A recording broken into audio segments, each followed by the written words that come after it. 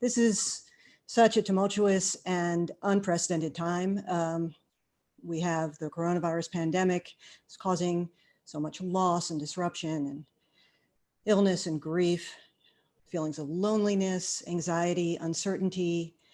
The killings of George Floyd and Breonna Taylor and too many others have fueled pain and anger around racial injustice and systemic racism and inequity. And the pandemic has only exacerbated that inequality because it's disproportionately been striking communities of color.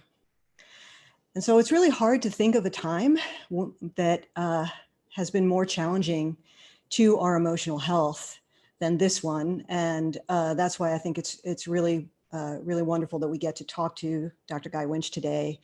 I know, Guy, you've been very busy during this time, seeing patients virtually, consulting with companies and medical professionals, producing a podcast, which I think just dropped today, called Dear Therapists. I think the first episode aired today with Dr. Lori Gottlieb, who's another eminent psychologist. So we're going to talk about how to address issues with emotional health during this very challenging time. And I thought I would start off with just give us a little bit of a definition of what you think emotional health is and how to distinguish that from what people think of as mental health. Thank you. And first of all, thank you so much, everyone, for having me. I consider emotional health to be the non-diagnosable stuff, the aspects of our emotional well-being that doesn't fall into the category of psychopathology. So, for example, clinical depression is a mental health issue. An anxiety disorder is a mental health issue. But plenty of us experience depression that doesn't rise to the level of a diagnosable clinical depression. Plenty of us experience anxiety that's intermittent or fleeting and doesn't rise to that level of a clinical diagnosis. That also includes things like loneliness, which is not diagnosable as a pathology at all, experiences of failure, of rejection, of grief and loss that are not compounded. So there are many experiences we have on the day-to-day that impact our emotional health, our functioning, our productivity, how we feel, and our physical health, in fact, that don't rise to the level of actual diagnosis that you get in a physician's office. And that's my distinction. Emotional health is about the non-diagnosable stuff. Mental health is about the diagnosable stuff.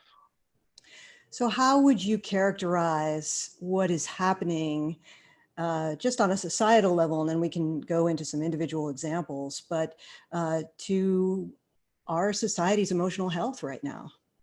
It was really interesting because I think that the percentage of people that are going to be physically impacted by COVID-19, for example, that's one of the things that's going on in society, but the percentage of people that are going to have a physical impact, and there are going to be many of them, but it's going to be a small percentage of society, but practically all of society, practically 100% of us have been and will be impacted in terms of our emotional health. And so it is something that is incredibly broad at the moment. It is something we are all experiencing.